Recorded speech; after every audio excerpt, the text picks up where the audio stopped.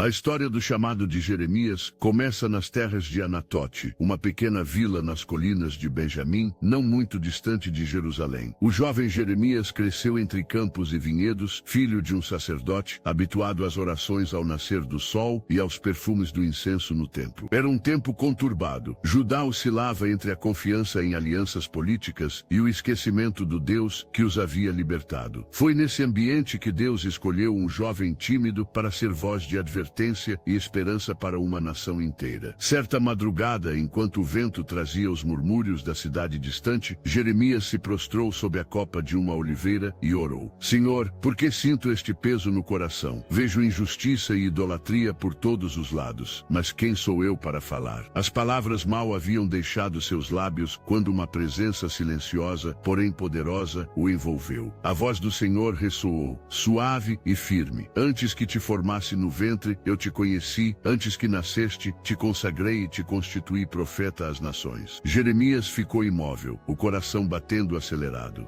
Tinha ouvido a voz do Altíssimo, mas o chamado era grande demais. Ah, Senhor Deus, exclamou ele, tremendo, eu não sei falar, sou apenas um menino. Ele olhou ao redor, como se alguém pudesse confirmar que aquele diálogo era real. Mas Deus respondeu no íntimo de sua alma: Não digas, sou um menino, porque a todos a quem te enviar, irás, e tudo quanto te mandar, falarás. Não temas diante deles, pois estou contigo para te livrar. Aquelas palavras ecoaram nele como rios rasgando pedra. Jeremias não sabia como, mas algo nascia dentro de si, a certeza de que Deus o guiaria. Durante dias, ele lutou com a ideia de aceitar o chamado. A mente dizia ser impossível. O coração queimava com o peso da obediência. Uma tarde, enquanto observava o horizonte, o Senhor voltou a falar-lhe através de uma visão. Jeremias viu uma amendoeira florescendo fora de época, como se a primavera tivesse chegado antes de seu tempo. Que vês, Jeremias? Perguntou a voz. Vejo uma vara de amendoeira, respondeu. O Senhor respondeu: Viste bem, eu vê-lo sobre a minha palavra para cumpri-la. Aquela simples imagem ensinou-lhe que Deus não dorme, observa e cumpre cada promessa no tempo certo. Jeremias compreendeu então que o mesmo Deus que desperta a vida no tronco seco despertaria sua palavra na boca de um homem simples. No silêncio que se seguiu, outra visão emergiu, um caldeirão fervendo do norte. Jeremias sentiu o calor simbólico do juízo divino, prestes a cair sobre o povo, e entendeu que sua missão não seria apenas consolar, mas confrontar. Do norte se derramará o mal sobre todos os habitantes da terra, disse o Senhor. O jovem engoliu em seco, compreendendo que sua obediência o colocaria contra reis e sacerdotes. Ainda assim, respondeu num sussurro que amadureceu em declaração: Eis-me aqui, Senhor, que se cumpra a tua vontade. A coragem não veio do tamanho da sua voz, mas da certeza de que não estaria sozinho. Os primeiros dias de ministério foram uma mistura de medo e fé. Jeremias começou a anunciar nas praças de Jerusalém o que o Senhor lhe instruía, palavras de arrependimento, justiça e esperança. As pessoas o viam como um sonhador ou até um traidor.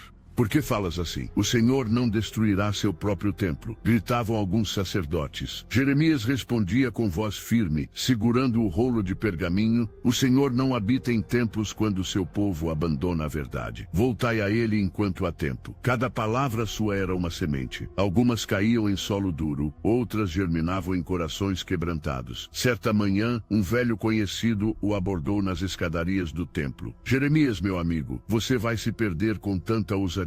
Os príncipes estão irados. Por que continuar? O profeta suspirou. Não posso calar. Há dentro de mim como um fogo que me consome se eu o retiver. Nesse instante, ele percebeu que o chamado divino não é confortável, é transformador. Não se tratava de glória ou reconhecimento, mas de fidelidade. Naquela diáspora espiritual do povo, Jeremias tornou-se voz de um Deus que ainda amava uma nação rebelde. Os anos se passaram, e o jovem profeta amadureceu em meio a lágrimas. Houve prisões, zombarias e solidão, mas em cada momento o Senhor renovava sua força.